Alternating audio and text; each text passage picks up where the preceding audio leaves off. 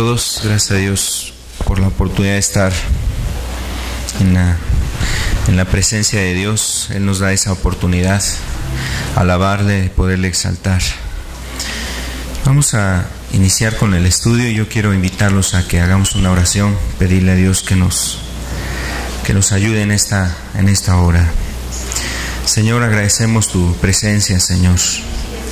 Agradecemos la oportunidad de que nos da, Señor, a cada uno de los presentes para alabarte, para exaltar tu nombre, para poder hacer, Señor, todas las cosas que podemos hacer en este lugar, Señor.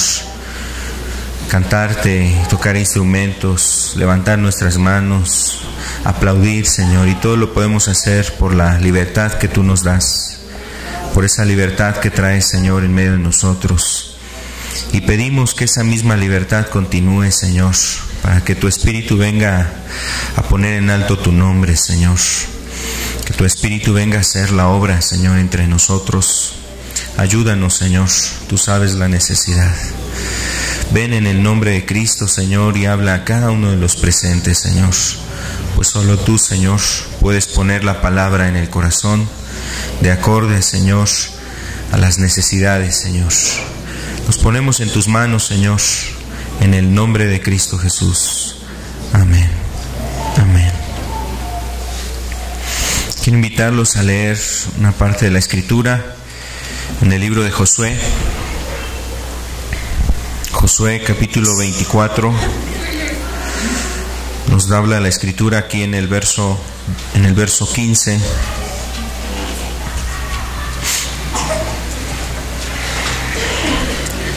Josué 24, el verso 15.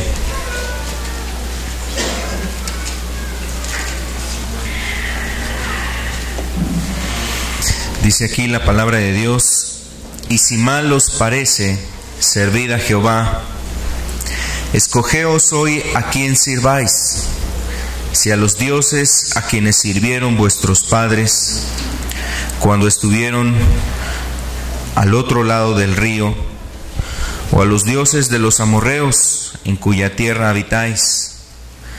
Pero yo y mi casa serviremos a Jehová. Vuelvo a leer el texto. Dice: y si mal os parece, servid a Jehová, escogeos hoy a quien sirváis, si a los dioses a quienes sirvieron vuestros padres cuando estuvieron al otro lado del río, o a los dioses de los amorreos en cuya tierra habitáis. Pero yo y mi casa serviremos a Jehová. Esta es una de las palabras más hermosas que ha hecho un hombre en cuanto a un compromiso con Dios. Cuando ha querido establecer un compromiso con Dios, son las palabras del mismo Josué. Josué, cuando habló estas palabras, estamos ubicados en el tiempo, en el tiempo en el que Josué había ya conquistado gran parte de Canaán. Josué estaba próximo a morir. Faltaba un poco de tiempo para que Josué muriera.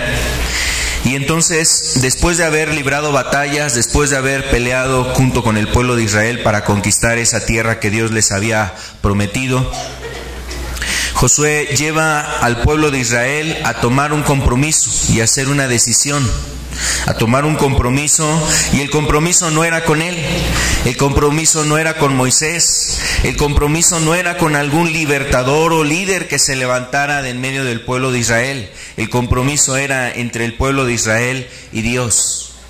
Es un compromiso muy importante al cual llamaba aquí Josué, un compromiso en el que Dios, a través de Josué, invitaba al pueblo de Israel precisamente a tomar decisiones. Y quizás aquí podemos entender cómo el pueblo de Israel estaba cavilando y vacilando entre dos pensamientos. Quizás por un lado se sentían complacidos al ver cómo nada de la buena palabra que Dios les había prometido había hecho falta. O sea, nada de las cosas que Dios le había prometido prometido al pueblo de Israel había hecho falta, todo se había cumplido, y Josué precisamente reitera eso al pueblo de Israel. Todas las cosas que Dios les prometió, nada de esa buena palabra ha faltado para ustedes, y Dios ha cumplido todas las palabras. Ustedes han visto cómo Dios ha destruido a pueblos, naciones, aún a gigantes, ha destruido a personas que han estado gobernando en estos lugares, y ha barrido todas estas naciones para dejar la tierra limpia para que ustedes vengan y moren en ella. Entonces Josué estaba hablando con el pueblo de Israel precisamente con el deseo y el anhelo de que miraran y consideraran cuánto amor, cuánto interés y cuánto deseo de Dios para este pueblo, de darles las mejores cosas, de darles buenas cosas. Y esto les llevaba a reflexionar Josué al pueblo de Israel, pero la realidad es que el pueblo de Israel aún así parecía que este pueblo estaba indeciso, estaba en la incertidumbre. ¿Será esto verdad? ¿Realmente será cierto esto? ¿Esto es de parte de Dios? ¿Dios tendrá buenos planes para nosotros? ¿Dios querrá ayudarnos? ¿Dios nos va a visitar? ¿Dios va a bendecir nuestras vidas, nuestras familias? El pueblo de Israel estaba de alguna manera vacilando. Estaba vacilando en esa decisión. Y mira, la verdad es que Josué se levanta como un líder, Josué se levanta como una persona que había dirigido al pueblo de Israel en varios años atrás, o sea, varios años estuvo todavía Josué con ellos, luchando por reconquistar esa tierra, por instruirlos, etcétera, y mostrarles la gracia de Dios. Y entonces Josué se levanta para llevarlos a que no tengan duda, a que no tengan incertidumbre. Y sabes, lo hermoso de esto es precisamente que Dios a través de Josué quería invitar al pueblo a tomar un compromiso con Dios, con el Dios verdadero, con el cual ya habían probado de esas aguas, ya habían visto sus milagros, ya habían visto sus obras, ya habían visto su compasión. Y mira, Josué no quería que esas personas cavilaran entre dos pensamientos y todavía el diablo viniera ahí a querer derribar la convicción, a quitar los argumentos y las razones que ellos mismos habían entendido de parte de Dios, de su buena voluntad, de su amor, de su paciencia, de su compasión, de su anhelo de bendecirlos y de llevarlos a más cosas. Y venía precisamente esas cosas a este pueblo, a quererles infundir temor, duda, zozobra, incertidumbre. Y este pueblo necesitaba, vamos a decirlo de esta forma, como que un empujón. Necesitaba como que un ánimo. Necesitaba como que una ayuda para tomar un compromiso. Y qué mejor compromiso, o qué mejor ejemplo o estímulo para el pueblo de Israel que la vida de Josué. Un hombre ya, un anciano, un hombre que ya había librado muchas batallas, seguramente con heridas en su cuerpo, con marcas en su vida acerca de las luchas que él había tenido, pero todavía sus últimos años estaba firme en la fe de Dios. Cuando enfrentó a gigantes, cuando enfrentó a gente, la verdad, adiestrada en la guerra, en las batallas, mira, Josué no se acobardó, no dudó. ¿Tú recuerdas cómo trasciende en la historia, o en este caso, cómo trasciende en la vida de Josué esas palabras que fueron realmente algo muy importante para Dios? Cuando él, o sea Josué y Caleb, después de haber ido a visitar aquella tierra, todavía no la conquistaban, y el pueblo de Israel tenía miedo de llegar a esa tierra. Y cuando estos hombres, en aquel entonces todavía jóvenes, estaban ahí dispuestos a conquistar la tierra, como ellos decían: su amparo los ha dejado, con nosotros está Jehová de los ejércitos, nosotros los vamos a comer como pan. Y entonces esas trascendencias, esas palabras fueron muy importantes. Ahora, así como Caleb llegó a decir, después de haber batallado muchos años por conquistar la tierra de Canaán, decía él ya a los 80 años, soy de 80 años y mi vigor no me ha abandonado, tengo el mismo vigor y puedo seguir peleando para conquistar esta tierra. Aquí vemos ahora a Josué también ya en una edad avanzada, y llevando al pueblo de Israel a que no claudiquen, a que no se desalienten, a que no se desanimen, a que no estén de alguna manera amedrentados y de alguna forma quizás pusilánimes, estén medrosos, estén acobardados, estén temerosos de la lucha, de la dificultad, y que sigan adelante en las cosas de Dios. Y entonces Josué se lleva precisamente al pueblo de Israel a tomar ese compromiso. Si mal les parece servir a Jehová, ok, no hay ningún problema. Dios no tiene a nadie a la fuerza. Dios no tiene a nadie aquí a la fuerza. Si ustedes no quieren servir a Jehová, escojan pues a quién van a servir. Si van a servir a los dioses de sus padres, y eso remembraba o revocaba a que las personas se acordaran de los ídolos que el pueblo de Israel de alguna manera pues trajo de allá de Egipto. Cómo de alguna forma en su corazón traían los ídolos de las cosas de Egipto que ellos vivieron.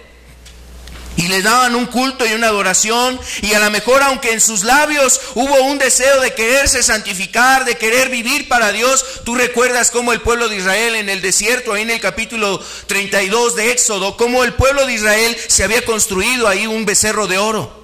Y precisamente esos ídolos que habían salido de Egipto, aunque no los cargaron aquí en el lomo, aunque no los echaron ahí en los animales de carga, aunque no los traían entre sus pertenencias, pero los traían en su corazón, y así no podían servir a Dios. Tenían que ser limpiados. Esos ídolos precisamente que se habían construido, donde los hombres allá en Egipto habían tomado el deseo y el anhelo de vivir conforme a Egipto. Egipto estaba en sus corazones. Egipto estaba en sus corazones y querían hacer la voluntad de Egipto, adorando los ídolos de la comodidad, de los placeres y de los deleites. Cuando estaban en la prueba, en la lucha, en el desierto, probados por Dios, Dios conociendo sus corazones, Dios mirando sus almas, entonces el pueblo se quejaba, el pueblo entonces lloraba, el pueblo entonces gemía, el pueblo entonces reprochaba a Dios: ¿por qué nos has traído a este lugar para matarnos de hambre? ¿Nos has traído a este lugar para que muramos de sed aquí? No hay nada. Nos acordamos de aquellas cosas que teníamos en Egipto, y Egipto representa el mundo. Entonces este pueblo se acordaba de su vivencia en el mundo, se acordaba de cómo allá tenía placeres, cómo allá tenía deleites, cómo allá podía disfrutar de ciertas cosas. Y obviamente ese pueblo estaba cavilando en querer regresar a ello, regresar a esas cosas. Y aquí Josué le dice: tú tienes que escoger. Si quieres vivir como se vive en el mundo, o como han vivido tus padres en otro tiempo, o si vas a decidir servir al Dios verdadero. Y después le dice: o quieres vivir como los dioses, a las personas que adoran a los dioses de aquí, de los amorreos. La tierra de Canaán era una tierra sumamente idólatra. Esa tierra que ellos mismos habían evidenciado, cómo estaban construidos ahí altares donde sacrificaban a niños, altares donde se hacían ofrendas precisamente sobre las imágenes, o para exaltar a las imágenes. Y las ofrendas eran realmente terribles, donde los pueblos sacrificaban a sus propios hijos. Ponían ahí en el altar de Moloc, ponían ahí en el altar de Baal a sus hijos y los sacrificaban, y había destrucción. Mira, lo que nos está hablando Josué aquí era precisamente qué decisión quería tomar el pueblo de Israel. Seguir como las gentes paganas que no conocen a Dios. Aun cuando estás de este lado, aun cuando ya has querido tomar a lo mejor ciertas decisiones con Dios, ahora estás viendo lo que Dios está poniendo delante de tu vida. Dios ha tratado tu corazón, Dios muestra cosas a tu vida, Dios habla a tu conciencia, Dios habla a tu corazón, Dios está hablando a tu vida, y entonces de alguna forma Dios empieza a poner lo que Él quiere hacer en tu vida. Y aún así las personas están cavilando entre dos pensamientos: si sí se afirman en la decisión de buscar a Dios o no, si todavía Dios convence sus vidas o no. Y esas decisiones, o este estado precisamente, el pueblo de Israel no podía seguir así. Tenía que tomar una decisión.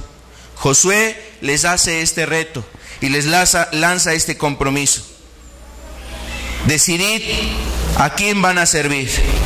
Si mal les parece servir a Jehová, escojan ustedes a quién van a servir. Si a los dioses que sirvieron vuestros padres, o a los dioses de los amorreos en cuya tierra habitáis. Pero les dice algo muy importante Josué: pero yo y mi casa vamos a servir a Jehová. Pero yo y mi casa vamos a servir a Jehová. Este llamado, o este reto que pone Josué delante de las personas, era un reto no para que pues alguno a lo mejor dijera: ¡ay, qué bonitas palabras! Era un reto que inclusive invitaba no solamente a seguir eso, a seguir ese ejemplo, a seguir ese testimonio de valentía. Y aunque nadie más quisiera en Israel buscar a Dios, mira, lo que nos está diciendo Josué en estas palabras es que él sí tenía la firme decisión de buscar a Dios, aunque nadie te busque, Señor. Aunque los demás no quieran hacer tu voluntad, aunque este pueblo, mira, Señor, apostate y veamos aquí altares por cada esquina, Señor, aunque veamos a este pueblo que doblega sus rodillas ante las imágenes, las estatuas, que corre al pecado, que vive en la maldad, que está buscando la iniquidad, dice: yo y mi casa vamos a servir a Jehová. Yo y mi casa vamos a servir al Dios verdadero. Entonces aquí Dios está, más bien Josué está haciendo ver al pueblo de Israel la firme decisión que él tenía de seguir a Dios, de buscar a Dios. Y esto era a causa de que Josué conocía realmente al Dios de la Escritura, al Dios que nos muestra la palabra. Es el Dios verdadero. Ese Dios que se les mostró precisamente con mano fuerte para librarlos de la esclavitud, para sacarlos de esa condición. Ese Dios hermoso que había roto las cadenas de la esclavitud. Ese Dios perfecto que había mostrado su poder y su gloria contra una nación fuerte y poderosa. Ese Dios que había roto las cadenas de la esclavitud traía ahora la libertad a este pueblo. Y Josué había entendido eso, lo que Dios había hecho por ellos. Lo que Dios había hecho por este pueblo y por él y por sus padres, e inclusive con el propósito de que sus descendientes, sus hijos, también fueran libertados de esa esclavitud. Entonces Josué, conociendo al Dios verdadero, tomó un compromiso con Dios. Tomó un compromiso con Dios y mira, ese compromiso no fue aquí. Ese compromiso no fue aquí al último capítulo de aquí en Josué 24. Ese compromiso lo tuvo Josué desde que salió de la tierra de Egipto. Desde que salió de aquel estado de esclavitud, de aquel estado de prisión, aquel estado donde había tinieblas, donde había pecado, donde había maldad, donde había opresión sobre ellos, donde había crueldad y tiranía sobre sus vidas. Desde aquel entonces, cuando la luz resplandeció para el pueblo de Israel, al momento en que Dios levantó al libertador, al momento en que Dios levantó un hombre que trajera al pueblo de Israel, sacarlo de esa tierra, entonces desde aquel entonces, mira, para Josué hubo una resolución en su corazón: servir al Dios verdadero. ¿Sabes? Dios quiere que en tu corazón haya una resolución así. Dios quiere que en tu vida haya una decisión de seguir al Dios verdadero, no a las imágenes, no a seguir al pecado, no amar a lo que la gente ama en este mundo, no buscar lo que la gente está buscando comúnmente en este mundo, las diversiones y placeres, sino que en tu corazón haya una resolución de buscar al Dios verdadero. Y ese deseo que tenía precisamente Josué de servir al Dios verdadero, quería mostrarlo y manifestarlo al pueblo de Israel y decirles: yo tengo una decisión, yo he tomado una decisión, y mi decisión es que yo y mi casa vamos a servir a Jehová, vamos a hacer la voluntad de Dios. El pueblo de Israel estaba en una elección obligada. Así como Josué en ese momento lo puso al pueblo de Israel en una elección obligada. Es decir, no podían seguir caminando, no podían seguir viviendo sin tomar ese compromiso, sin tomar una decisión. Su compromiso eran dos opciones. Tenían dos decisiones: servir al Dios verdadero o servir la falsedad, o servir al mundo, o correr tras el mundo, o vivir como vivían los pueblos de aquel entonces. Entonces la elección era obligada. Una sola decisión tenían. Solamente una decisión tenían. No había opciones, no había intermedios, no había posturas medias, no había neutralidad. Solamente podían ser dos decisiones. Era una decisión obligada, una elección obligada. También era una elección que primeramente era personal.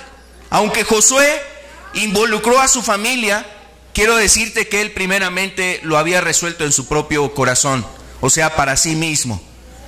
Yo, dijo, pero yo. O sea, él estaba firme en que estaba haciendo la voluntad de Dios y que él quería buscar a Dios. Él estaba firme en el anhelo de hacer la voluntad de Dios. Yo te pregunto si en las cosas que Dios ha estado hablando a tu vida, si lo que Dios ha estado manifestando a tu vida, hay esa resolución en tu vida. ¿Hay una resolución en tu vida de buscar realmente a Dios? ¿Está firme esa decisión en tu vida?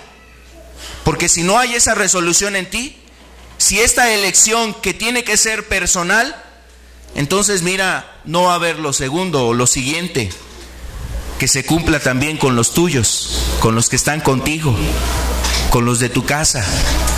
Si tú no tienes una decisión firme en las cosas de Dios y claudicas, y en algunos momentos sí quieres echarle muchas ganas a las cosas de Dios, en algunos momentos a lo mejor sientes realmente un grande interés por las cosas de Dios, un grande anhelo de buscar a Dios.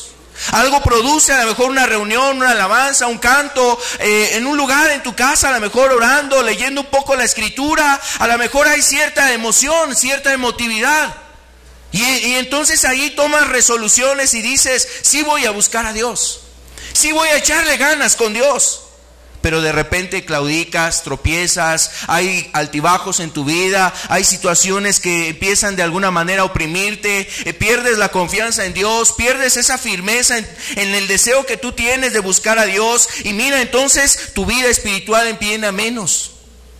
Pero quiero decirte algo, juntamente contigo está tu familia, tus hijos, tu esposa, tu esposo, dependiendo de cada uno de nosotros, los padres inclusive, porque los hijos pudieran influenciar a sus padres a lo bueno también. Me refiero a jóvenes, a personas que están entre nosotros, que son jóvenes y que tienen precisamente una actitud donde pueden inspirar a sus propios padres a la fe, a la piedad, al amor, a las buenas obras, dar testimonio, ser ejemplo a ellos.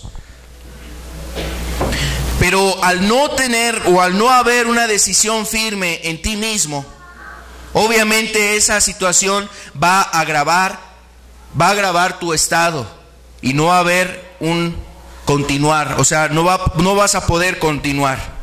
Por eso Josué le llevó a detener al pueblo y le dijo, a ver, ¿realmente le quieren echar ganas?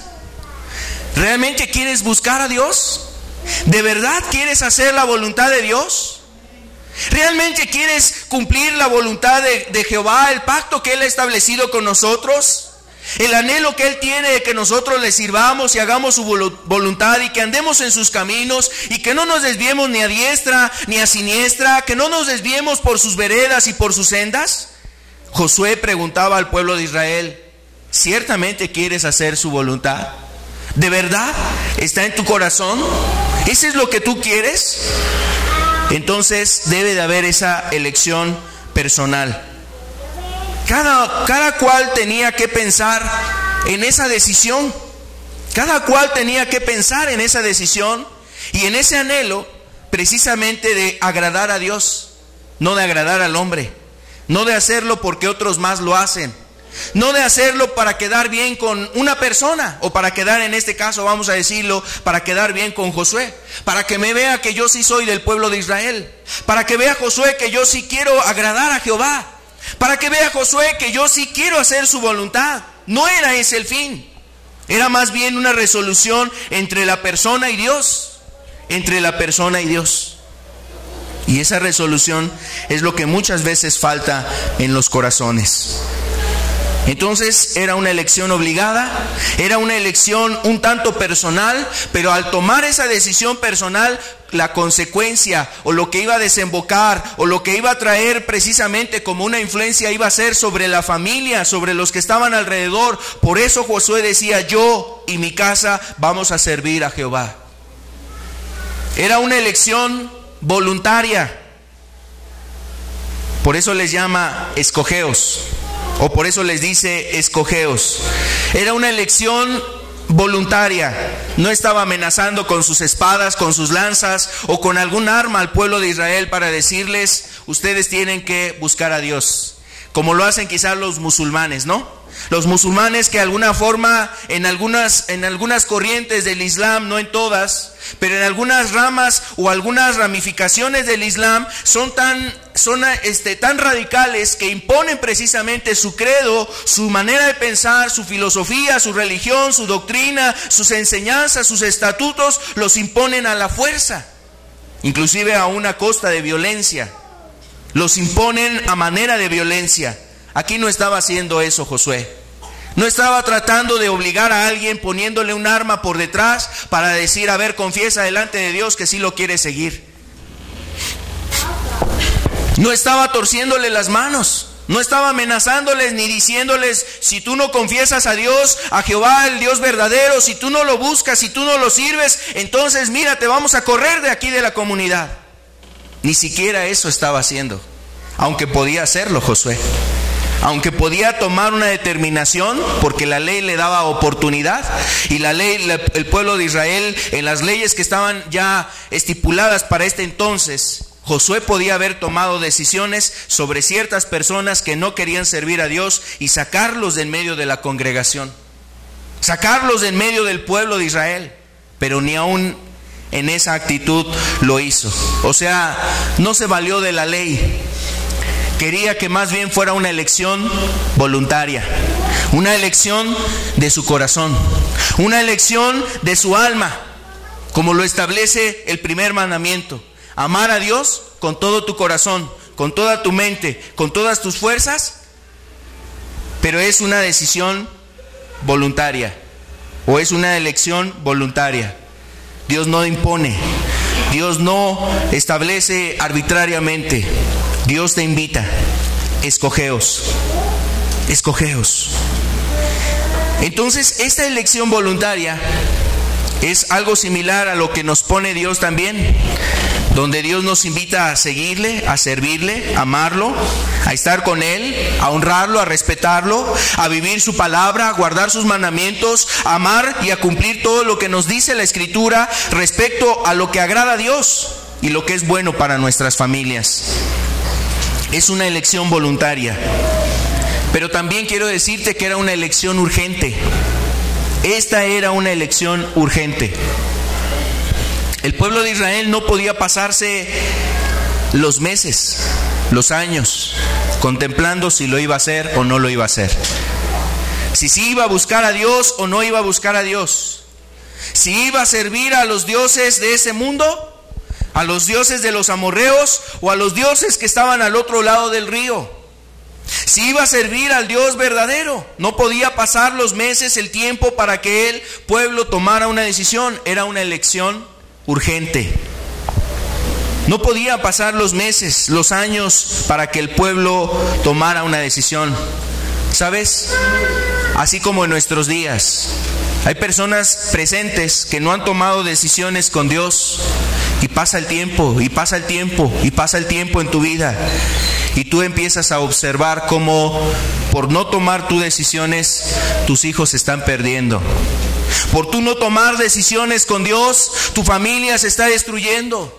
Por tú no tomar decisiones con Dios, joven, la verdad es que tu vida está siendo seducida cada día más y cada día más, aunque pareciera que es algo muy sutil, aunque parece que es algo muy sutil en tu vida y no te alcanzas a percatar, pero créeme, es una realidad. Cada día que pasa más, cada día que vives más sin Cristo, te está ganando el mundo, te está seduciendo el mundo. Y llegará un momento donde tú despiertes, abras tus ojos y te des cuenta que ya estás envuelto en cosas terribles, patéticas, viles, menospreciables, aborrecibles, vergonzosas, si no es que ya estás realmente en ese estado. Es una elección urgente. Era una elección urgente la que establecía aquí Josué.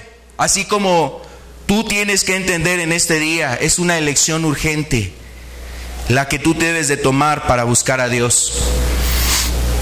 Esa elección te corresponde a ti. Te corresponde a ti. A veces hay personas que quisiéramos decidir por ti. A veces hay personas que quisieran decidir por ti, joven, quizás tus padres. Varón, quizás tu esposa quiere decidir por ti. Ya conviértete, ya vuélvete a Dios, ya deja tu pecado, ya abandona estas cosas. Ahí está el clamor, las oraciones, la intercesión, el lloro, el quebranto de personas que han derramado su corazón para que tú te vuelvas a Dios. Y tú todavía estás pensando y calculando los costos. Y tú todavía estás de alguna forma considerando si es el momento, la oportunidad, si ya es tu tiempo, si es el día. ¿Qué señal me dará, Señor, para saber si hoy es el día?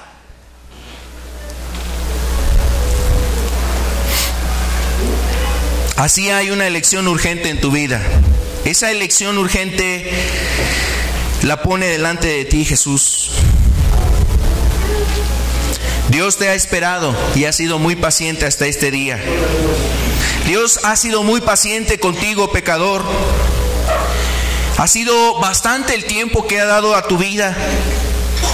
Cuando has oído el Evangelio por primera vez, desde aquel entonces Cristo te ha estado esperando.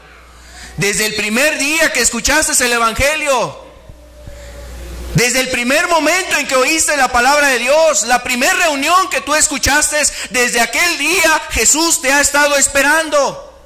Desde aquel día Jesús te ha estado hablando. Ahora cuánto y más, imagínate personas que han crecido en un templo, que han oído la palabra de Dios ahí en un lugar donde se reúnen personas y hablan del Evangelio, de la palabra de Cristo. Hay gente que mira, dice, yo nací en cuna evangélica, y se sienten confiados por ello. Yo soy cristiano desde nacimiento, piensa la gente. Imagínate cuánto tiempo tiene que Dios ha estado esperando esas vidas para que se entreguen a Él, aún habiendo tenido la oportunidad desde muy corta edad de escuchar la bendita palabra de Dios, de ser instruidos en las cosas de Dios, y que hasta este día no lo han hecho. Y hasta este día no han tomado ese deseo con Dios, y hasta este día no han tomado ese compromiso con Dios. Dios te ha esperado y ha sido muy paciente para contigo. ¿Cuánto hace que escuchaste el Evangelio? ¿Hace cuánto tiempo? ¿Hace cuánto tiempo has escuchado el Evangelio? ¿No será una elección urgente? ¿Tú crees que será dentro de 8 días? ¿Tú crees que será el siguiente año? ¿Será una resolución de tus propósitos de año nuevo? ¿Será para la siguiente etapa de tu vida, cuando termines tu profesión? Cuando a lo mejor termines, tu carrera y ya seas un profesionista. Cuando ya tengas a tus hijos. Cuando el trabajo ya no te absorba tanto. Cuando tengas ya a tu marido. Cuando tengas a lo mejor, cosas realizadas en tus proyectos muy particulares, egoístas por cierto. Hasta ese entonces es cuando el hombre considera que es el tiempo de la elección, de tomar la elección. La elección es urgente. La elección es urgente. Ve a tu alrededor, ve tu propia vida. Hay necesidad de un cambio verdadero, hay necesidad de una transformación en tu familia, hay necesidad de un cambio real en tu matrimonio. ¿No es urgente? ¿No es urgente esa elección en tu vida? Dios quiere que tú tomes un compromiso con Él. Dios busca personas que tengan una actitud como la tuvo Josué, y tuvo resolución Josué. Josué sabía que no podía seguir él con todo el pueblo con esa actitud y decir en la incertidumbre, en la desconfianza, en la incredulidad, en el temor. No podían seguir así. Necesitaban tomar decisiones. No podían continuar así. Y Josué no solamente quiso tomar la decisión por sí mismo, sino por levantar precisamente una descendencia que también fuese una descendencia temerosa de Dios, que amara a Dios, que buscara a Dios. Él, mirando en esa decisión, decidió precisamente, viendo esa situación, decidió por Dios. Vio la elección que era obligada, que era personal, que era voluntaria y además que era urgente. Pero quiso tomar esa decisión no solo por él, sino por sus hijos. No solamente para él, sino para que después de él su descendencia también caminara con Dios, hiciera la voluntad de Dios. En esto que te estoy leyendo, en esto que estamos nosotros hablando y platicando, en ese tiempo Josué llevó al pueblo a la decisión. Pasaron los años, vinieron distintas generaciones, y dice la Escritura que se levantaron generaciones que no conocieron a Jehová. Generación de personas que no conocieron a Dios, que no conocieron a Jehová, y esas generaciones entonces después empezaron a cometer pecado. Dieron cavidad al pecado en su vida. ¿Sabes? Aquel reto que había lanzado Josué era un reto para vivir con Dios o para vivir sin Dios. Ese era el reto. Vivir con Dios o vivir sin Dios. Lo diríamos en este tiempo: vivir con Cristo o vivir sin Cristo. Josué estaba lanzando un reto al pueblo de Israel para vivir con Dios o vivir sin Dios. Ese es el reto que tú tienes en este tiempo: vivir con Cristo o vivir sin Cristo. Sin embargo, no está por demás el hablarte lo que produce el estar sin Cristo. No está por demás que tú conozcas y sepas lo que trae el vivir sin Cristo. El vivir sin Cristo, dice la Escritura, que trae muerte. Mira lo que dice la Escritura aquí en Efesios capítulo 2. Efesios 2:1. Y Él os dio vida a vosotros cuando estabais muertos en vuestros delitos y pecados. La última parte nos dice: cuando estabais muertos en vuestros delitos y pecados. Cuando el hombre vive sin Cristo, cuando el hombre vive sin Dios, está muerto.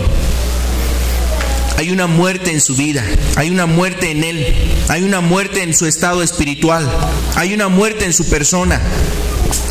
Y aunque en su sangre o aunque sus venas corra sangre, aunque sus pulmones sigan respirando, aunque haya oxígeno en su cerebro, aunque haya el funcionamiento de su cuerpo, la persona está muerta espiritualmente.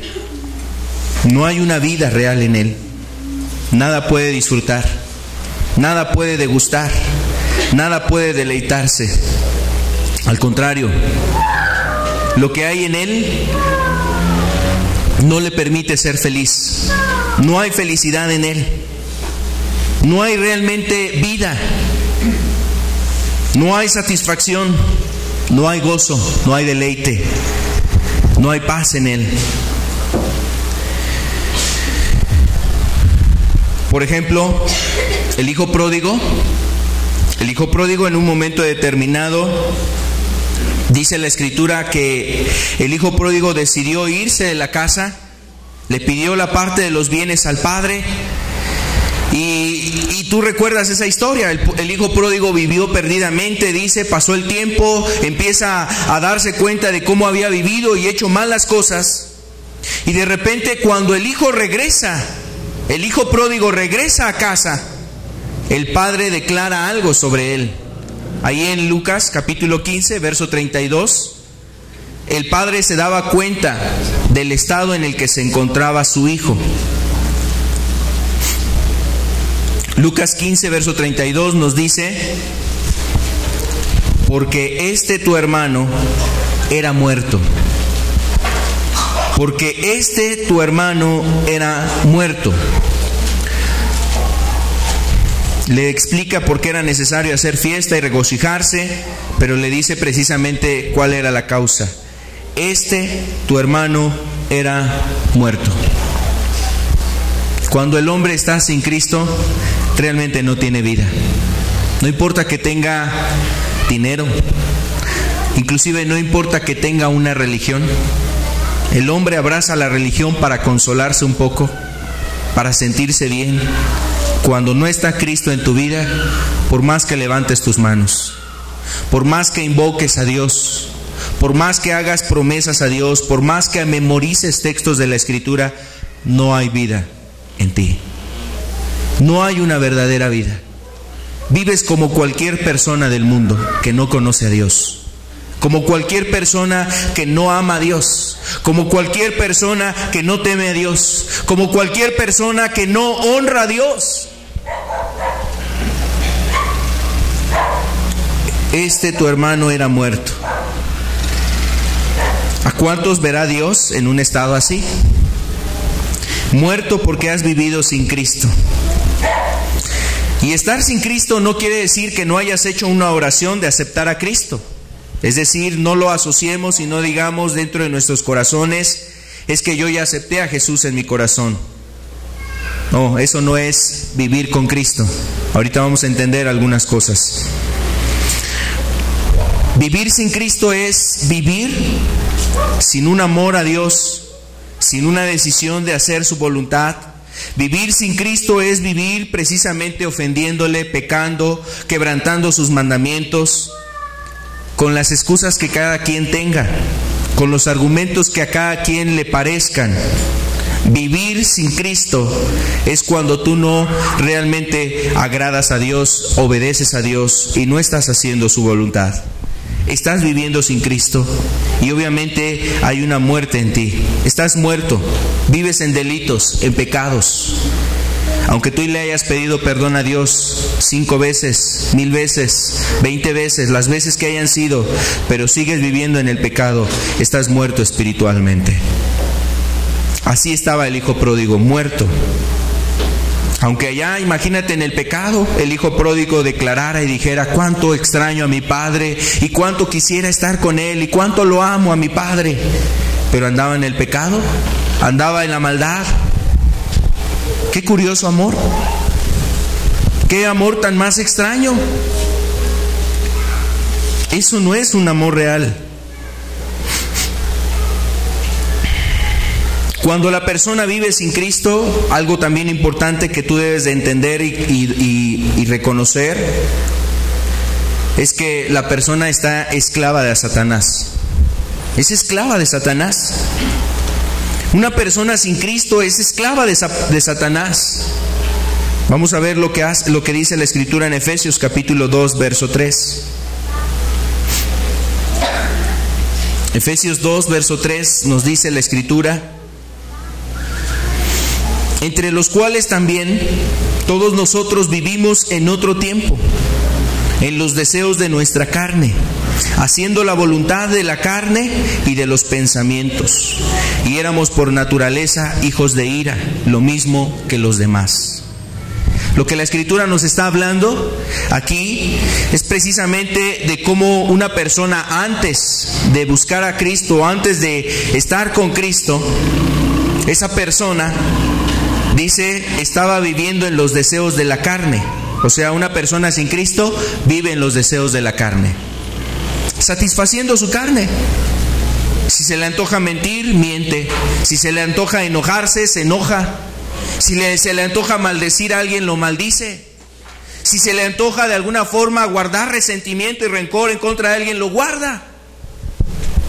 Lo guarda. No hay mucho esfuerzo para eso. El hombre no se esfuerza tanto para el pecado. O sea, no cobra esforzarse mucho. Lo puede hacer de una manera muy, muy tranquila. Entonces, cuando el hombre está sin Cristo, vive en los deseos de la carne. Y los deseos de la carne refiere precisamente a todo lo que tú puedes ver ahí en Gálatas, por ejemplo, donde Gálatas capítulo 5 nos da toda una lista de lo que la gente hace en la carne: el adulterio, la fornicación, las envidias, los homicidios, las borracheras, los enojos, la amargura, la brujería, la hechicería, todo ese tipo de situaciones. Los pecados, la inmoralidad, los pecados que tienen que ver con el desorden sexual en su vida, la codicia, la lujuria, la idolatría y ese tipo de cosas. La Escritura habla precisamente de las pasiones. Y así la gente vive en esas pasiones. ¿Sabes eso qué está representando? ¿O sabes qué es lo que dice eso? Que la gente es esclava del diablo. Algunas personas piensan que el esclavo del diablo es el que hace un pacto con el diablo, ¿no? Ahí en un rito así estilo satánico, en un rito así macabro, La gente piensa que ya es esclava del diablo cuando hace ese tipo de cosas. La gente también piensa que, por ejemplo, venderle el alma al diablo, pues ya ese es el esclavo del diablo, el que le vendió el alma al diablo.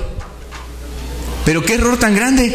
La gente que vive en el pecado, esa es la que es esclava ya del pecado. No necesitas venderle tu alma al diablo, no necesitas hacer un pacto con el diablo. Cuando tú amas el pecado, cuando tú vives en el pecado, tú eres esclavo del diablo. Solamente hay dos señores. Uno con S mayúscula, que es el Señor de señores, el Rey de reyes, que es Jesucristo. Y el otro Señor con S minúscula. No podéis servir a dos señores, porque con uno vas a quedar bien y con el otro vas a quedar mal. No hay neutros, no hay personas que estén intermedias. O sirves a Dios, o has tomado decisiones con Dios, o no las has tomado. Y obviamente, por consiguiente, el diablo va a venir a esclavizar tu vida. El diablo va a querer esclavizar tu vida. Y ha esclavizado tu vida quizás a través de las pasiones, a través de los deseos de tu carne. Haces la voluntad de tu carne y de lo que te dictan esos pensamientos maliciosos, perversos, depravados, inmorales que hay dentro de tu corazón. Y terminas rendido, esclavizado. Y muestra es precisamente que tú has querido salir de ese estado y caes, tropiezas, vuelves a lo mismo. ¿Sabes por qué? Porque no has visto que eres un esclavo del diablo. Tú te sientes bien. Tú sientes que no has tú no has entrado en un pacto ahí con el diablo, que tú no has entrado en un compromiso con el diablo. No, es que yo no hago eso, hermano. ¿Cómo cree? No, Dios me libre. Yo nunca he hecho esas cosas, hermano. Pues al hacer el pecado, tú estás del lado del diablo. Al ponerte del lado del pecado, tú te pones del lado del diablo. Y no hay intermedios, entiéndelo, no hay intermedios. No hay neutros, no hay medios, no hay mitades. No debes de estar, no estarás, no podrás estar con un pie en las cosas de Dios y con otro en el mundo. No necesitas vender tu alma al diablo para pensar que eres esclavo del diablo. Si estás en el pecado, eres esclavo del diablo. Velo de esa manera. Tienes que verlo de esa manera, y no porque te lo diga yo, no porque lo diga un servidor, sino que si tú no lo ves de esa forma, entonces en ti no va a actuar el poder de Jesús, que es libertador. No va a obrar la gracia de Cristo, que es sobre todas las cosas para romper la esclavitud al pecado. No va a obrar la gracia y la misericordia de Dios para tu vida, para sacarte de esa esclavitud y esa cautividad en la cual te has encontrado. ¿Cuántos años? ¿Cuántos años has vivido en el pecado? Y cada día se deteriora más tu estado espiritual, y cada día se vuelve más llena de miseria y de conmiseración tu alma, que se está yendo al mismo infierno. ¿Cuándo o hasta cuándo verás las cosas de esa forma? Si tú eres suavecito para tratar el pecado, y primeramente el tuyo, no el de los demás. Si tú eres una persona que justifica el pecado, como ya lo habíamos estudiado, pues es porque eres una persona que amas el pecado. Y si entonces te pones del lado del pecado, pues de tu lado está el diablo.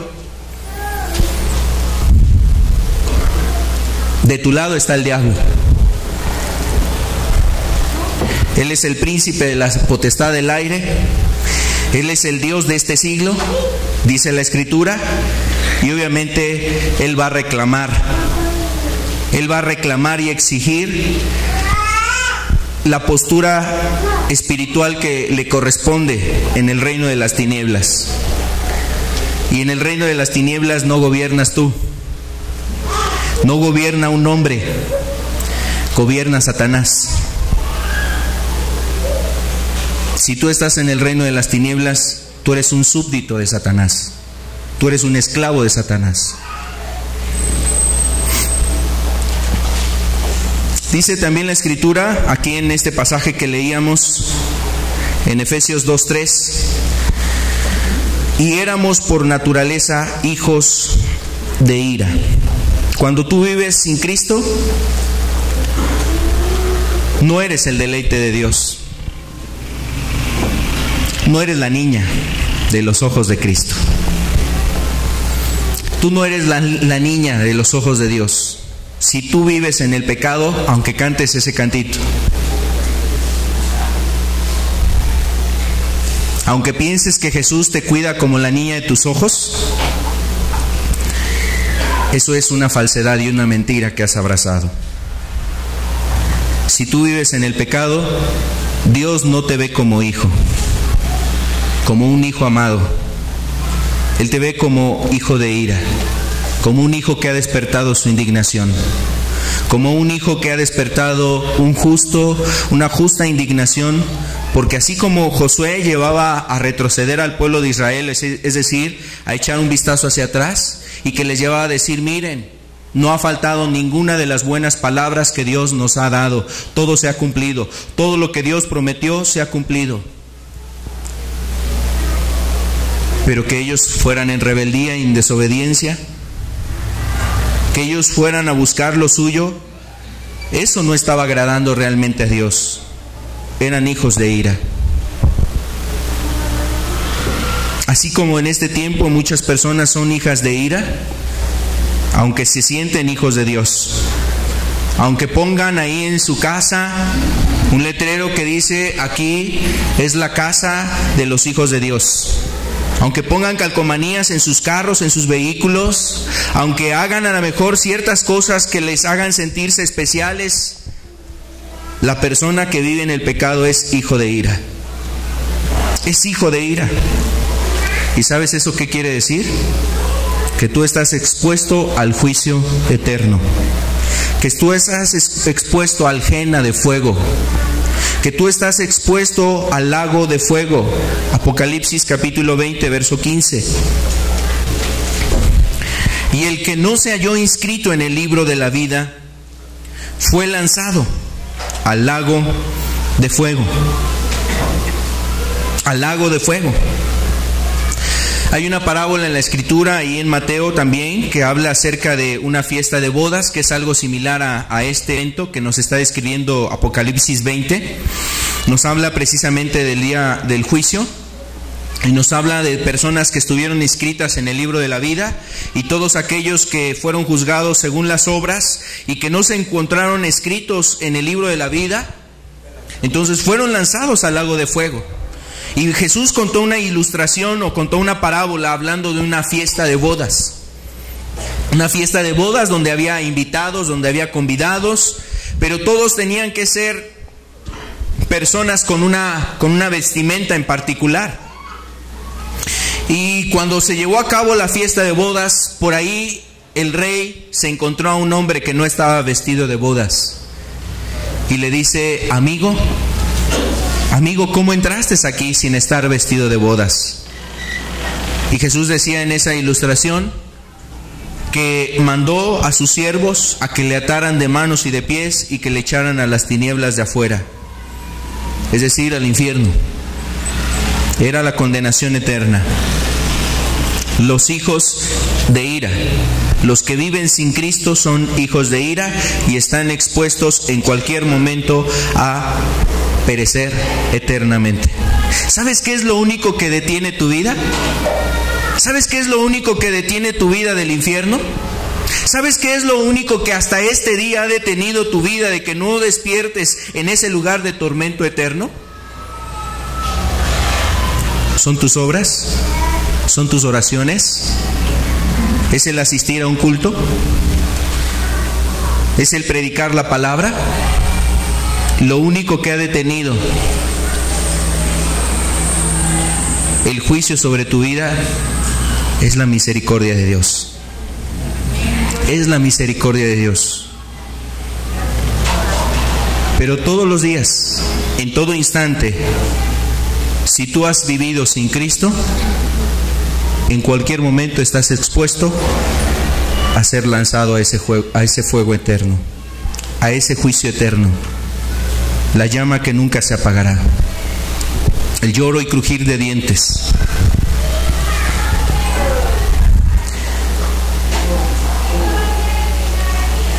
Una vida sin Cristo te hace ajeno a los pactos, a las promesas de Dios. El estar sin Cristo te hace estar ajeno a las promesas de Dios. El estar sin Cristo, mira, aunque clames la sangre de Cristo, aunque invoques, porque la Escritura dice que si confesare al Señor, entonces seremos salvos. Y todo lo que tú hagas, si tú vives sin Cristo, realmente amando a Jesús, los pactos y las promesas no tienen un cumplimiento en tu vida. Por más que las exijas, las declares, las confieses, las pongas ahí en una calcomanía, las pongas en tu dintel ahí de tu puerta, las escribas ahí en tablas ahí en tu cuarto, enmarques textos bíblicos de promesas, eso no hace que tú seas candidato a que se cumplan pactos y promesas contigo. Yo honro a los que me honran, dice el Señor. Mas todos los que me tienen en poco, o todos los que me desprecian, serán tenidos en poco.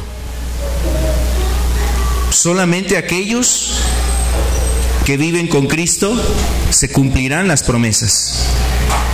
Los que están sin Cristo son extranjeros, ajenos a las promesas y al pacto que Dios quiere. Pero también, ¿sabes qué? Estar sin Cristo hace a una persona estar sin esperanza. Hay el testimonio de un hombre, Voltaire, que era un francés, un abogado, filósofo también, escritor, un hombre inteligente en la sabiduría humana, pero un hombre que su inteligencia no le ayudó a reconocer al Dios verdadero. Algunas personas sobre Voltaire dicen que él fue un hombre ateo. Otras personas dicen que solamente era un antirreligioso o un antirreligión, que no comulgaba con ninguna religión. Eso sí, criticaba a los judíos, criticaba a los musulmanes, criticaba a los cristianos, etc. Pero este hombre fue algo muy, muy terrible, su muerte. La describen como un momento muy, muy tormentoso, un evento muy tormentoso. Fue un hombre que incitó a las personas a salir de esa época que se le conoció en la historia como la época medieval o el oscurantismo, y que precisamente aportó a la razón y al pensamiento crítico de lo que se hacía o que la religión estaba haciendo mal en aquel entonces. Pero obviamente en su afán de poseer él verdades, quizás no se dio cuenta que esas verdades cegaron su entendimiento para que le resplandeciera Jesús, le resplandeciera Cristo. Sea como haya sido la muerte de este hombre o como haya tenido la postura respecto a Dios, porque en algunos escritos hablan de que él declaraba la existencia de un ser supremo. Sin embargo, pues obviamente su mucho hablar le llevó a ofender y a hablar cuestiones que no eran adecuadas, correctas hacia Dios. Bueno, este hombre, cuando llegaron los últimos días de su vida, hay un escrito que dice lo siguiente, quisiera leértelo. Así llegó el día de su muerte. En su agonía comenzó a desesperarse frente a la posibilidad de una eterna condenación. De seguro intuyó que ese Dios a quien tanto atacó le esperaba inmediatamente después de expirar para pedirle cuentas de su vida. Intuía que ante la omnipotencia, la inmensidad de la majestad de Dios, no le serviría la razón pura, como el concepto que él manejaba de la razón pura, no contaminada por la religión, para justificar su mala vida. No le iba a servir esa razón pura. Los escritos ateos ofensivos en contra de lo que había él estado atacando, no podía librarle en su momento de rendir cuentas.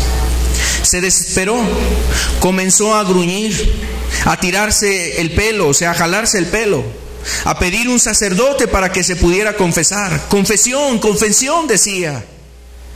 Pero sus seguidores obedecieron sus instrucciones previas.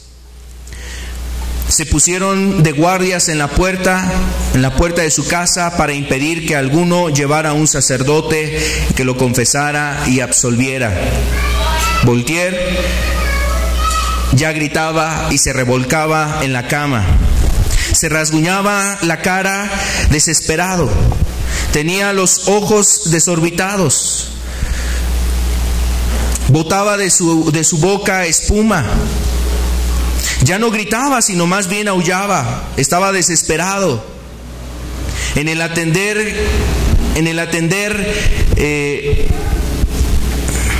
Al entender que la condenación eterna se aproximaba, los demonios lo atormentaban. Él se burló de la religión y ya nada podía librarlo de esta suerte. Su muerte fue horrible. Su rostro producía espanto a quienes lo miraban. La enfermera que lo atendió se hizo el propósito de nunca jamás volver a asistir a un moribundo ateo. Tan horrorizada había quedado ante el macabro espectáculo de tan mala muerte. Y bueno, de ahí se toma una anécdota precisamente de esta enfermera, que ella, como dice este escrito, ella resolvió nunca más volver a asistir a un hombre que fuera ateo, al ver la escena tan horrenda de cómo murió este hombre. ¿Y sabes por qué es? Porque el hombre, cuando está sin Cristo, no tiene una esperanza. No tiene una esperanza. Se acerca a la muerte y no hay esperanza para él. Está horrorizado por la muerte. Ve problemas en su matrimonio y no hay esperanza. ¿Sabes qué busca la gente? La borrachera, los vicios, el suicidio, el abandonar a la pareja. Cuando la persona vive sin Cristo, resuelve las cosas a su manera, en su violencia. Ve cosas inadecuadas en sus hijos y obviamente, como está sin Cristo, no hay esperanza y actúa de una manera barbarie, de una forma brutal hacia los hijos, golpeándolos, destruyéndolos, destrozando sus almas, a causa de que el hombre vive sin esperanza. Sin Cristo es estar sin Dios. Y Josué llevaba al pueblo de Israel: decidíos, escogeos, ¿a quién van a servir?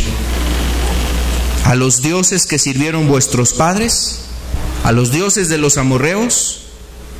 Porque yo y mi casa vamos a servir a Jehová. Y eso es lo que Dios hoy quiere hablar a tu vida. Escogeos. Escogeos. ¿A quién vas a buscar? ¿A quién vas a servir? El propósito que tiene Dios es que tú vivas con Cristo, que vivas en Cristo, como establece esa epístola ahí en Efesios, que hemos leído algunos textos. Tú puedes léela en tu casa. Ves varios versículos del capítulo 2 y habla con Cristo, en Cristo, haciendo referencia a una persona que vive con Cristo, y nos habla de qué cosas vive esa persona. Cuando tú vives con Cristo, obviamente ya no estás lejos de Dios, ahora estás cercano a Dios. Vamos a ver Efesios 2:13. Efesios 2:13, ya no estás lejos de Dios, sino que ahora estás cercano a Dios. Y eso es gracias a la mediación, al intermediario, a que Cristo ha sido el mediador de un nuevo pacto. Dice aquí Efesios 2:13: pero ahora en Cristo Jesús, vosotros, que en otro tiempo estabais lejos, habéis sido hechos cercanos por la sangre de Cristo. Habéis sido hechos cercanos por la sangre de Cristo. ¿Y sabes por qué decía esto el apóstol Pablo? Los judíos, ¿cómo se referían de los gentiles? Los que están lejos, o sea, los que viven lejos de Dios, los que están cegados por el mundo, los que están cegados por los ídolos. Y entonces, de una forma despectiva, ocupaban ese término los judíos para hablar de la gente que estaba lejos de Dios, apartada de Dios, como que no les iba a resplandecer la luz. Y hasta ahora parece que ese es el mismo concepto que tienen los judíos respecto a los demás pueblos y naciones. Sienten que son únicos y exclusivos en las cosas de Dios. o que son los únicos que está agraciado Dios con ellos, está contento.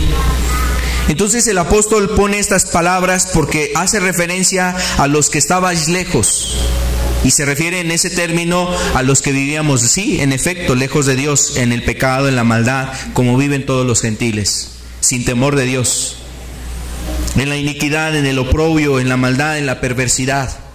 Pero ustedes que estaban lejos, habéis sido hechos cercanos. Cuando tú vives con Cristo, mira, el hecho de que tú dices, yo vivo en Cristo, Jesús ha hecho una nueva vida en mí, no es solamente decirlo de labios. En tu vida realmente se evidencia que hay una comunión con Cristo, que Jesús está en tu vida, porque cuidas tus palabras, porque cuidas tu proceder, porque cuidas tu caminar, porque buscas agradar a Dios. Por cuanto Cristo está en ti, estás cercano a Jesús, hay una comunión íntima contigo, o sea, Cristo contigo tiene una comunión íntima, entonces la persona busca no ofender a ese Dios. No quiero que se aparte Jesús de mí, no quiero que se aleje de mí, no vaya a ser que al hacer esto Jesús se aparte de mi vida, se ofenda por causa de mi pecado, no voy a hacer esto. Y sabes, mira, eso es lo que anhelaba Josué, anhelaba que no se fuera la presencia de Dios de él. Él anhelaba que no se fuera la presencia de Dios. Si tú recuerdas en aquel evento que decíamos hace un rato de Éxodo 32, cuando el pueblo de Dios se había vuelto a la idolatría y se construyeron ese becerro, la presencia de Dios se iba a apartar. Se iba a apartar la presencia de Dios, y Dios le dijo a este Moisés, le dijo que no iba a ir con el pueblo. Voy a mandar a mi ángel delante de vosotros, mi ángel irá con ustedes. Y Moisés le decía estas palabras a Dios: si tú no has de ir con nosotros, no nos saques de este lugar. Josué sabía que lo más importante era la comunión, la presencia de Dios en su vida. Ahora quiero decirte que cuando tú estás con Cristo, tú cuidas el que Jesús no se aparte de tu vida, que Jesús no se vaya. Y eso te lleva a cuidar tus palabras, tus acciones, tus hechos, para que Cristo no sea ofendido por causa del pecado en tu vida. También cuando estás con Cristo hay una reconciliación, es decir, somos reconciliados. Efesios capítulo 2, verso 16 nos dice: y mediante la cruz reconciliar con Dios a ambos en un solo cuerpo. Está hablando de los dos pueblos, de los gentiles y de los judíos, y dice que a través de la sangre de Jesús fuimos reconciliados con Dios, tanto judíos como gentiles.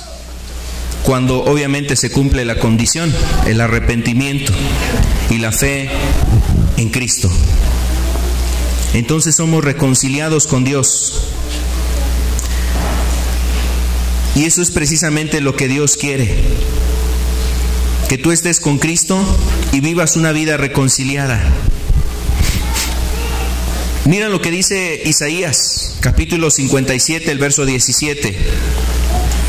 Isaías 57, verso 17 y 18 nos dice: por la iniquidad de su codicia me enojé y le herí, escondí mi rostro y me indigné. Y él siguió rebelde por el camino de su corazón. He visto sus caminos, pero le sanaré y le pastorearé y le daré consuelo a él y a sus enlutados. Esta era una palabra de profecía, de restauración hacia el pueblo de Israel, y hablaba en un tiempo donde Israel había tomado una actitud de no hacer caso al llamado de Dios, no obedecer su palabra, vivir conforme a sus caminos, como lo dice aquí. Siguió rebelde y siguió por el camino de su corazón, o sea, no guardando la voluntad de Dios. Dios se había indignado en contra de él, se había enojado, lo había herido, dice: escondí de él mi rostro, me indigné, Y esas expresiones hablan precisamente de cómo Dios veía a ese pueblo. ¿Cómo lo veía? ¿Como hijos amados? Los veía como hijos de ira. Los veía como hijos de ira. Pero Dios no quiere ver así a la gente. Dios no quiere tratar así al hombre, al ser humano. Dios no quiere obrar de esa forma para con las personas. Por eso da la oportunidad de que el hombre se arrepienta. Por eso le llama. Y como dice la Escritura, establece, está establecido. O sea, Dios demanda, Dios le pide al hombre en todo lugar, en todo tiempo, en todo momento a que se arrepienta. He visto su camino. Yo le sanaré, le pastorearé. Está hablando de algo que vendría en el tiempo futuro. Obviamente cuando se cumpliera esa condición, al ver al pueblo de Israel que se humillara, que se doblegara, que quebrantara su corazón y buscara la salvación. Buscara la salvación. Entonces, Él los sanaría, Él los iba a pastorear, Él los iba a consolar, inclusive iba a consolar a sus enlutados, a los que habían perdido a personas, familiares, a causa del pecado. Él los iba a consolar. Cuando estás con Cristo, eres una persona escogida. La palabra escogida quiere decir escoger de entre varios, escoger de entre una multitud. Eso lo dice la Escritura ahí en Efesios capítulo 1, verso 4. Cuando tú estás con Cristo, eres una persona escogida. Dice, según nos escogió en Él antes de la fundación del mundo. Eres escogido. Y sabes, a veces eso nos debe de llevar a hacer entender el grande amor que tiene Dios. Porque no somos mejores que los demás. Porque no hay cualidad o virtud en nosotros que sea a lo mejor algo como para que Dios diga, no, pues este yo veo algo prometedor en él. Yo veo a esta persona como que sí le va a echar ganas. Yo veo a esta persona como que tiene habilidades y talentos. Canta muy bonito. Predica muy bien. Puede hacer estas cosas. Mira, es muy servicial. Mira, es una persona que puede hacer estas cosas. A veces el hecho de que tú tengas talentos, a lo mejor hasta te es un estorbo para que busques a Dios. ¿Sabes por qué? Porque piensas que Dios te necesita. A lo mejor piensas tú que Dios te necesita. Dios no necesita a ninguno de nosotros. Él es vasto, suficiente para hacer todas las cosas. Más bien nos escoge porque se compadece de nosotros. Y de toda una multitud de personas. ¿Cuántos jóvenes hay en tu escuela y en ti se ha fijado Cristo? ¿Cuántos matrimonios hay a tu alrededor y Jesús se ha fijado en ti y en tu matrimonio? ¿Cuántas familias hay sobre esta tierra y Jesús ha mirado tu vida? ¿Cuántas personas hay sobre esta tierra que inclusive a lo mejor, están ahorita en un hospital y la elección todavía es un poco más urgente en ellos de decidir por Cristo, decidir las cosas de Dios? Pero aún con todo y eso, Dios ha puesto sus ojos en ti, que no estás en una situación similar, en el borde de la muerte, para que veas la profunda necesidad o la más urgente necesidad de tomar una decisión con Dios. Con Cristo, Él nos escoge y escoge de entre muchos, no por cualidades, habilidades, por carisma, por el color de nuestra piel, por el dinero que traigamos en la billetera. No nos escoge por esas cosas. Él no nos escoge a lo mejor por nuestros estudios. Él no nos escoge a lo mejor porque seamos las personas más buenas sobre la tierra.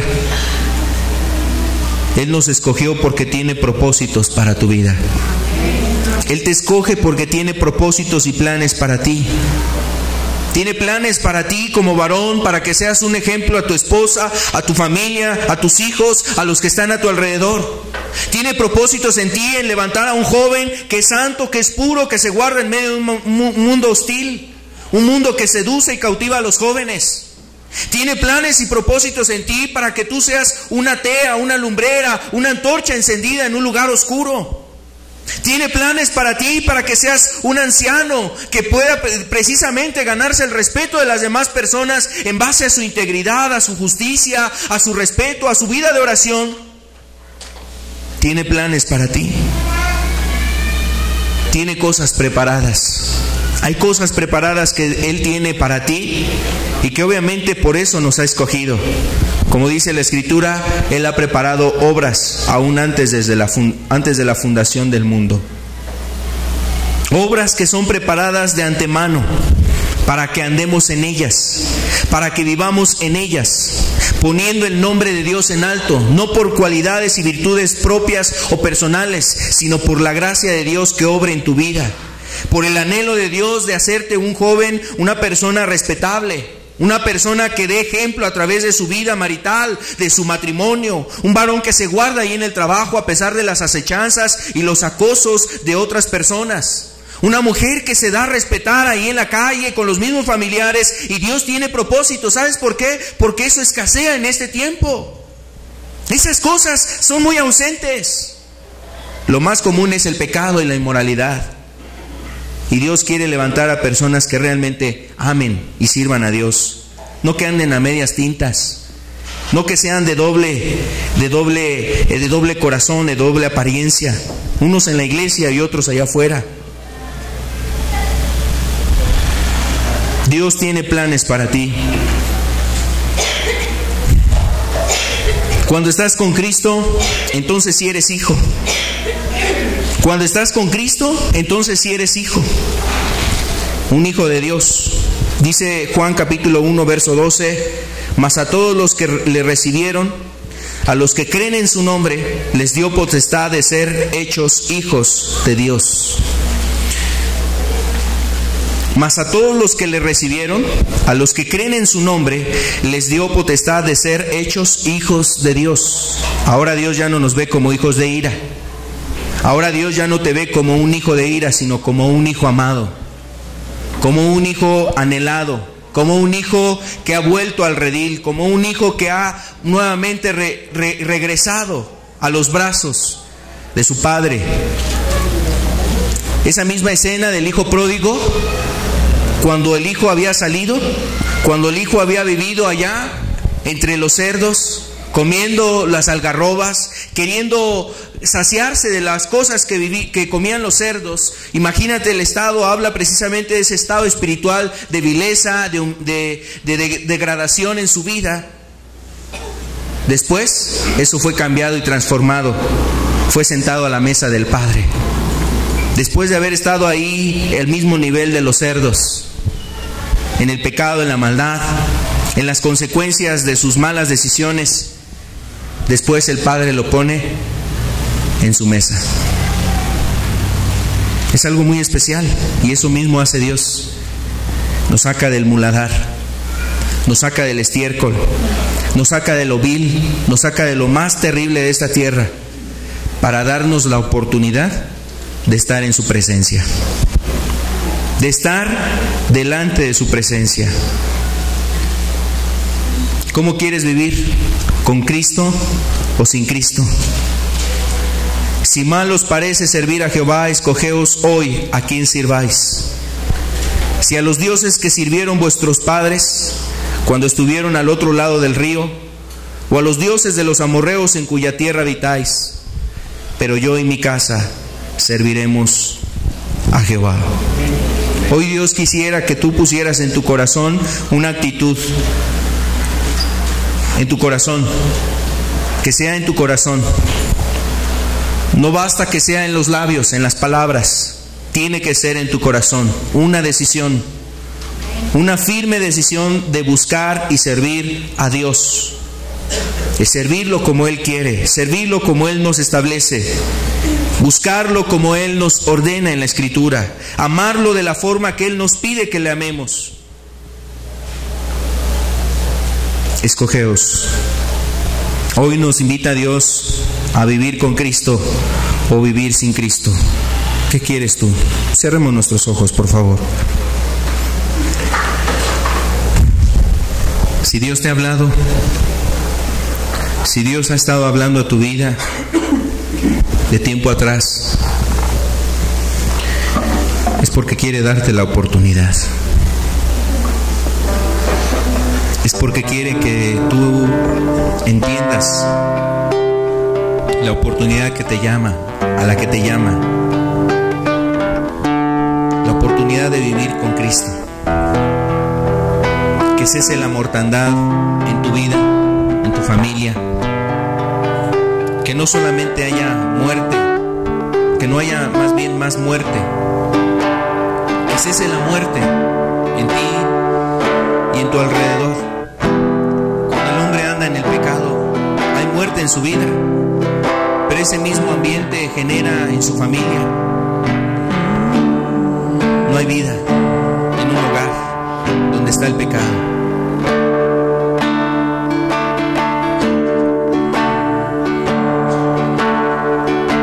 Dios te invita a tomar decisión con Él, una decisión.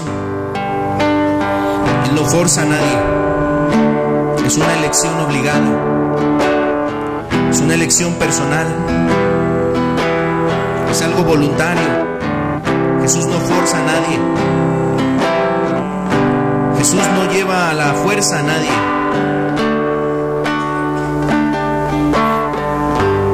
También debes de entender que es una elección urgente. Desde el primer día que oíste el Evangelio, hasta este día te ha esperado Dios.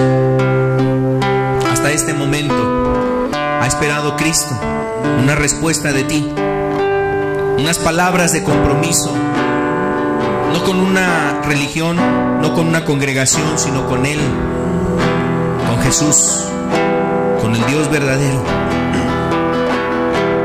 Desde el primer día que oíste el Evangelio, Jesús ha estado esperando una respuesta de ti.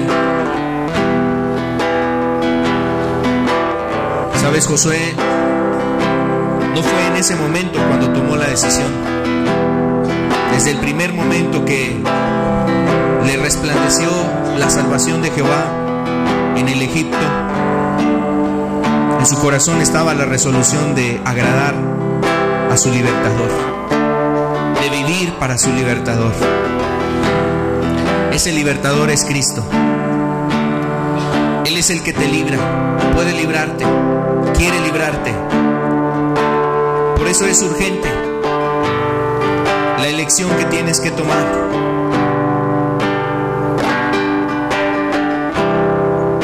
Y Él te invita a que lo sigas, a que lo busques. ¿Quieres vivir con Cristo o quieres vivir sin Cristo?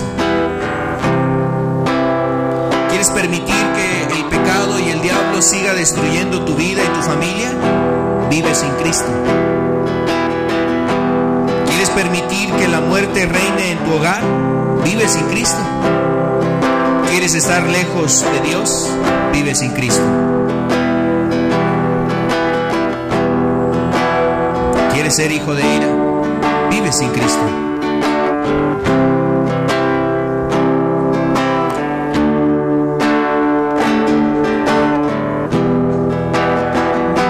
Cristo, Jesús hoy viene a traernos a su presencia.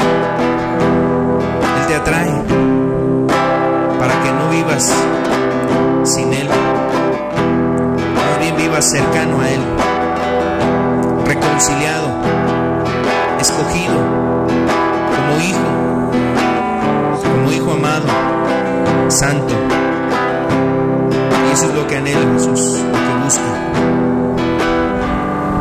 Necesitas a Jesús en tu vida. ¿Quieres vivir con Cristo? Ponte de pie en tu lugar y dile a Jesús: yo quiero vivir contigo, Señor. Ya no quiero más la muerte en mi vida, ya no quiero más la destrucción a mi alrededor. No quiero estar más lejos de ti, Señor. No quiero ser de aquel que es como hijo de ira, Señor. Quiero ser más bien un hijo amado. Inmerecido amor recibo de ti, Señor, pero muy necesario.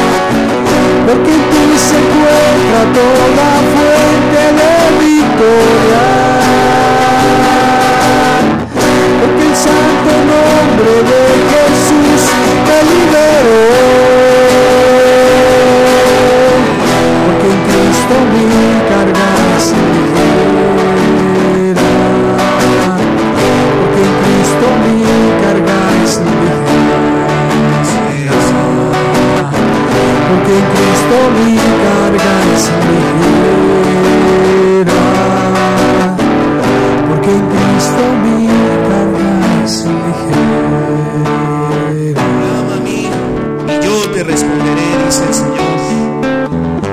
Padre, en el nombre de Jesús, los que hoy hemos clamado, Señor, sabemos que también cumplirás aquellas peticiones, Señor, porque no es de nosotros mismos, sino es para tu gloria y tu honra, Señor. Gracias, Jesús, por tu presencia. Gracias, Señor. Bendito es tu nombre, Señor. Bendito es tu nombre, Jesús. Gracias, Dios. Muchas gracias, Padre.